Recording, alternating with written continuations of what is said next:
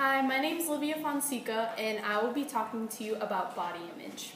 So basically what body image is it's a way that a person sees themselves. So like when you look in a mirror, how do you feel about your appearance? Do you like what you see? Do you not like what you see?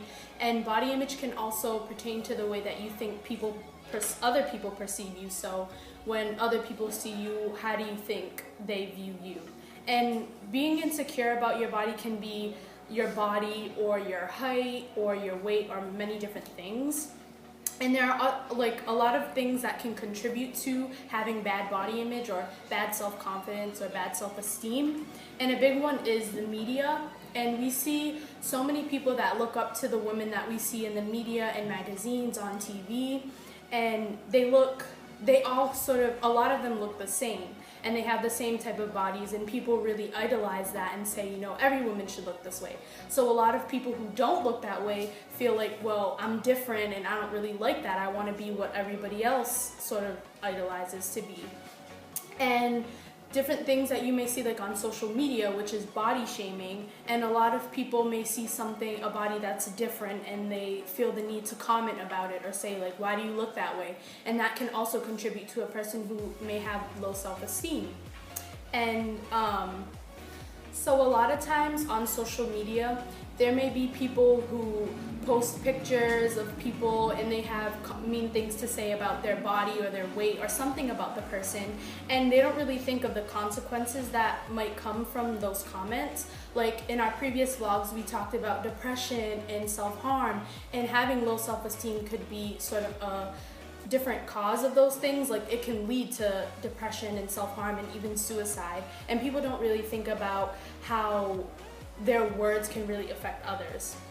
And a lot of things is like bad body image isn't just in women, it can be in men too. Like we see a lot of guys who need to be tall or buff or whatever. Like we put different stereotypes on guys as well, not just women.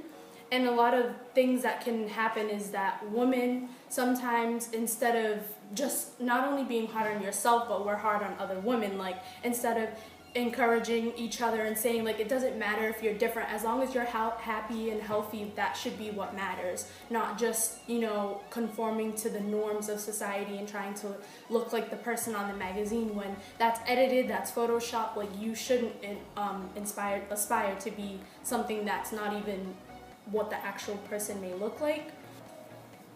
And there's this new thing that's been going around like on social media, like Twitter, Instagram, and Tumblr, and it's called like body positivity. So it's like where a lot of people may post pictures of like their body, even if it might not be the norm or the normal type of body, and they're like, this is my body, I'm happy with it, and you should leave me alone about it. Like just because it might not be what you're used to seeing or what you like, this is who I am and I'm not going to change it. I'm happy with it. And they try and promote that for other women who might look different or might have similar body types to them, to show that you can be positive about your body. Like you have people who are encouraging you to say, who cares if I'm different? It's okay to be different. And there's no perfect body type, there's no one body type. Everybody has a different body, everybody looks different, so you shouldn't try to aspire to look like other people. You should just be happy with what you have.